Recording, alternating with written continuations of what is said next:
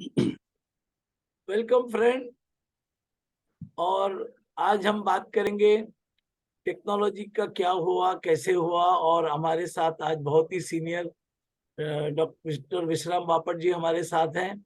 इनको काफी अनुभव है और आगे भी क्या होने वाला है वो भी इनको पता है।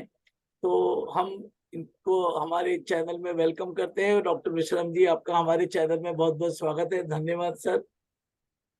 नमस्कार सर। Thank you. धन्यवाद मुझे यहाँ बुलाने के लिए। और आपने बोला कि इनको आगे क्या होने वाला है वो पता है। पता तो नहीं है लेकिन थोड़ा अनुमान है। धन्यवाद है। तो सर थोड़ा। हम बात शुरू करें उसके पहला हम सर आपकी लाइफ जर्नी आपने कैसे स्टार्ट की, कहाँ से की और आज क्या कर रहे हो उस पर बात करेंगे। और फिर हर सवाल को अच्छी तरह से बात करेंगे। या बिल्कुल सर। तो मैंने मेरी इंजीनियरिंग की पढ़ाई कंप्यूटर साइंस की मैंने आईआईटी मुंबई से की।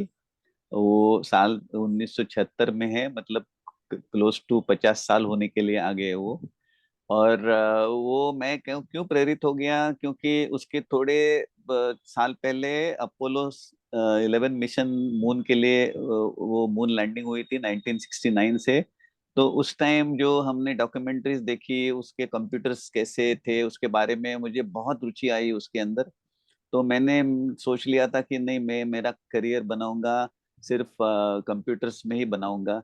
और उसके लिए दूसरा एक जो मुझे कारण था वो मुंबई में एक इंस्टीट्यूट है, Tata institute of fundamental research. ये इंस्टीट्यूट है मुंबई में। तो उस जमाने में पहला कंप्यूटर हिंदुस्तान में बना था ये टाटा इंस्टीट्यूट में। उसको नाम भी दिया था टिफरैक, TIFRAC, Tata institute of fundamental research automatic computer. तो वो एक ही जगह थी जहां पर कंप्यूटर की कोई पढ़ाई हो सकती थी। तो मैंने आईआईटी में जो हमें सिखाया तो वो तो बहुत ही बेसिक कंप्यूटर्स था, क्योंकि उस टाइम कोई ज्यादा अनुभव किसी को था नहीं। तो मुझे पहले वो मैं कोई मेरिट लिस्ट में आ गया तो उसकी वजह से मुझे वो TIFR में जॉब मिल गई to work on a computer. तो मेरे लिए तो वो बहुत हाई था कि, और वो इंस्टीट्यूट भी बहुत ही सुंदर है, बहुत ऐसे लगता है कि आप परदेश में हो, इतनी सुंदर इंस्टीट्यूट है। तो वहां पे मुझे कंप्यूटर पे काम करने के लिए बहुत मौका मिल गया। तो 2-3 साल हमने वहाँ पे काफी इंटरेस्टिंग प्रोजेक्ट्स किए। और बहुत उस टाइम की हाई टेक्नोलॉजी थी। और उसके बाद में मैंने 3 साल के बाद मैंने सोचा कि मैं अभी ये जो मैंने सीखा है तो ये मैं क्यों ना मैं खुद का बिजनेस शुरू करूं। तो 1980 में मैंने खुद का बिजनेस शुरू कर दिया, जिसका नाम था data byte services and systems. और वो कंपनी मैंने शुरू की मेरे एक दूसरे मित्र के साथ। और वो कंपनी कंपनी काफी साल तक चलाई, अभी भी चला रहा हूँ। 30-35 साल चलाई मैंने। और उसके बाद में अभी मुझे लगता है कि अभी मुझे मैंने जितना सीखा है, इंडस्ट्रियल एक्सपीरियंस लिया है, वो मुझे सोसाइटी को वापस देना चाहिए कि इस दौरान मैंने जो सीखा। तो मैं अभी on as a social cause मैं एसोसिएटेड हूँ बहुत सारे इंजीनियरिंग कॉलेजेस से। और जहाँ पर मैं उनके स्टार्टअप्स होते हैं उनको स्टार्टअप्स में गाइडिंग करता हूँ।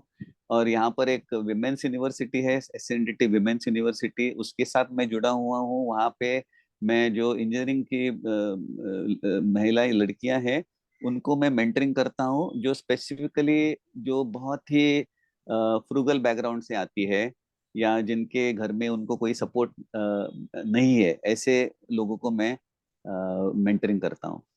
सर जी बहुत अच्छा अजय लगा जी। आपकी स्टोरी समझ के। तो मेरे मन हाँ। में एक सवाल ये आता है कि सर 75-76 में हमने पहली बार कैलकुलेटर देखा और आपने कंप्यूटर इंजीनियरिंग का पढ़ाई भी कर लिया, तो ये हमको तो तभी ये कैरियर ही पता नहीं था। तो आपको कैसे पता चला और आपको इंटरेस्ट कैसे आया इसमें? ये जो जैसे मैंने बताया ना कि मैंने मेरी प्रेरणा जो थी वो जो मून लैंडिंग में हुई थी वो देखकर मेरी प्रेरणा हुई थी। और फिर मुझे एक दिन मेरे एक मित्र के थ्रू TIFR में जाने का मौका मिला, देखने के लिए कि कंप्यूटर कैसे दिखता है आंखों से। तो वो एक मेरा सपना था कि मैं इसके ऊपर एक दिन मैं कब कैसे काम कर सकूं। और लकीली मेरे IIT के ग्रेजुएशन में मेरे अच्छे मार्क्स आ गए। और मुझे वहां पर जॉब मिल गई, तो ये मेरा उस तरीके से हो सपना गया। पूरा हो गया। हाँ।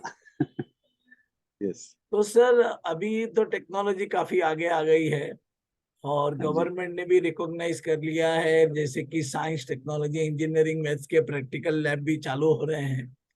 तो इससे अभी आगे क्या टेक्नोलॉजी में आने वाला है और उसका अपने ह्यूमन पे क्या इफेक्ट होगा?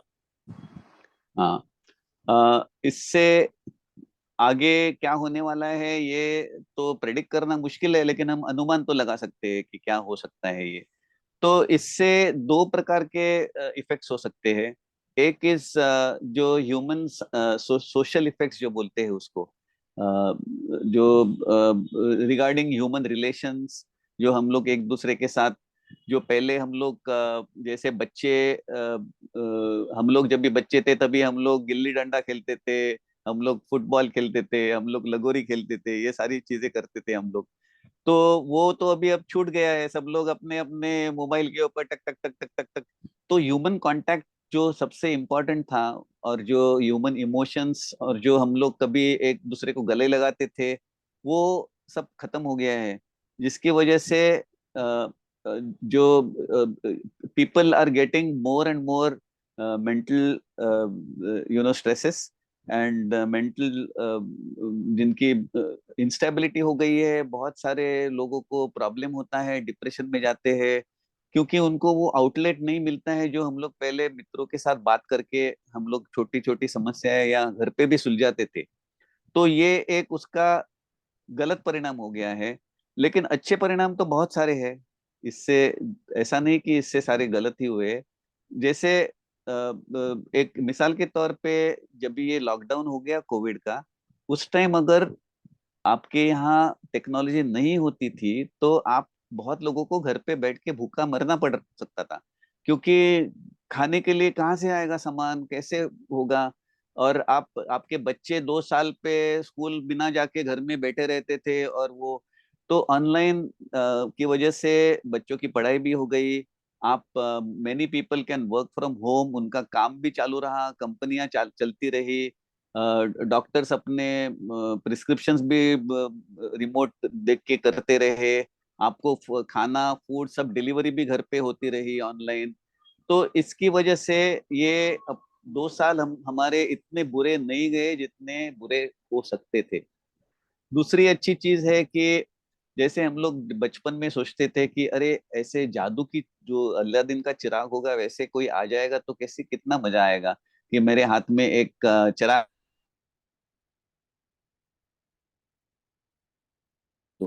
तो अभी वो ऑलमोस्ट रियलिटी में आ गई है, क्योंकि अभी आप कोई अमेजोन या फ्लिपकार्ट का ऐप खोल सकते हो, और उसमें लिटरली बटन दबा सकते हो जैसे जिनकी वो है, और वो बोल सकते हो कि मुझे ये चाहिए, और कई बार वो 15 मिनट में आ जाता है अपने पास।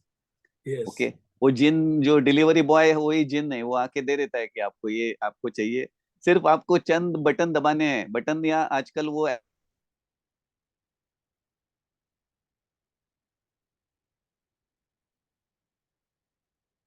ये इक्विपमेंट इंटेलिजेंट हो गई है। वॉशिंग मशीन के अंदर कंप्यूटर है, रेफ्रिजरेटर के अंदर कंप्यूटर है, एयर कंडीशनर के अंदर कंप्यूटर है, जिससे वो इक्विपमेंट बहुत एक्यूरेटली ऑपरेट होती है।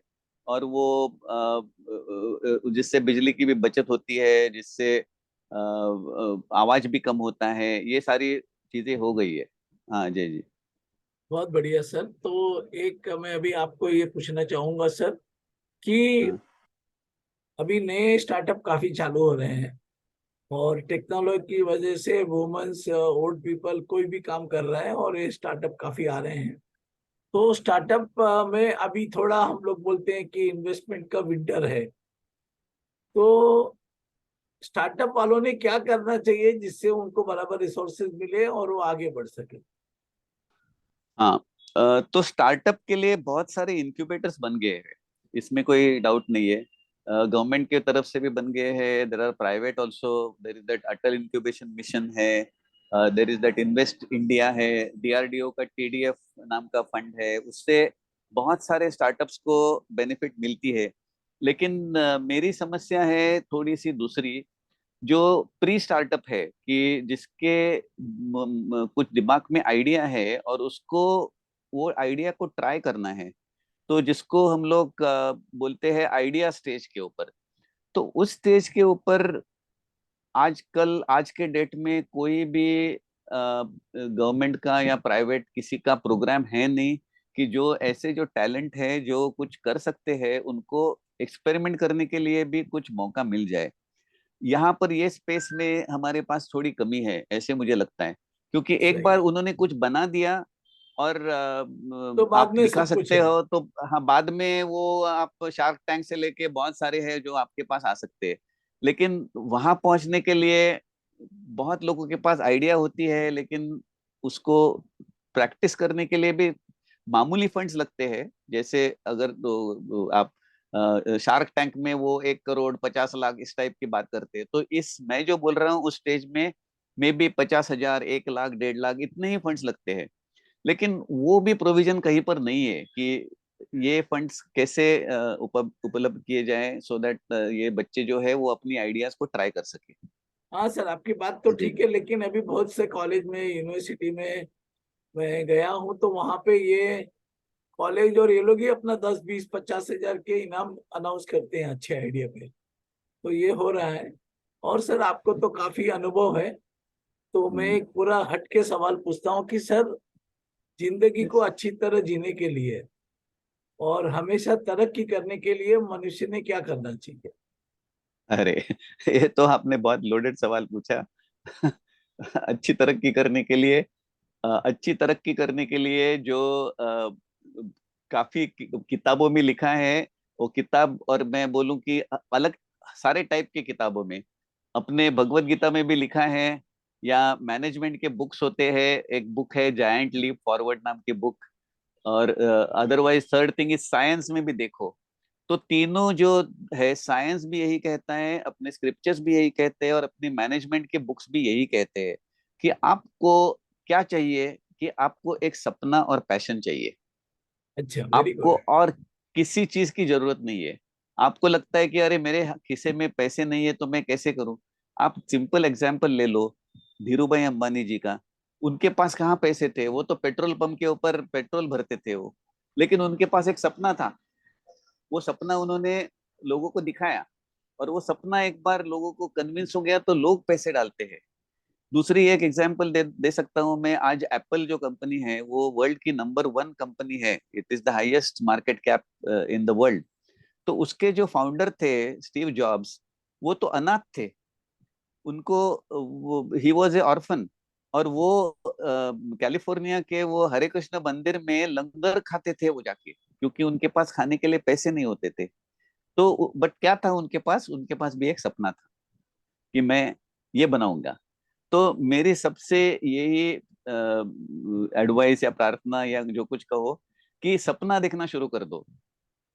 सपना आप देखोगे और पैशनेटली देखोगे, तो आपको पूरी यूनिवर्स आपके साथ आ जाएगी कि अपना सपना पूरा करने के लिए। सर, आपने ये बहुत ही सिंपल वर्ड में सपना और पैशन, तो दोनों हाँ। वर्ड को देखो तो वो उसके अंदर अल्फाबेट उतने ही है। हाँ। सपना, पैशन, तो सपना उतना ही है। तो उतना आपने ही है। बहुत उतना ही है और बहुत अच्छी तरीके से बताया। और आप अच्छा काम करते रहे और एंटरप्रेन्योरशिप को आगे बढ़ाते रहे। और Yes. इसके लिए हमारी बहुत बहुत शुभकामनाएं, और हमारे प्रोग्राम में आने के लिए बहुत बहुत धन्यवाद। Thank you so much. धन्यवाद मुझे बुलाने के लिए। और इस माध्यम से मैं कहना चाहता हूँ कि कोई भी यंग बॉय या गर्ल जिसको कुछ सपना है और जिसको कोई मेंटरिंग चाहिए, तो वो मुझसे जुड़ सकता है। मैं ये सारा फ्री ऑफ कॉस्ट करता हूँ। और मुझे बहुत आनंद होगा कि ऐसे कोई मेरे पास आएंगे और मैं उनकी मदद कर पाऊँ। तो इसके साथ मैं आपका दोबारा धन्यवाद करता हूँ।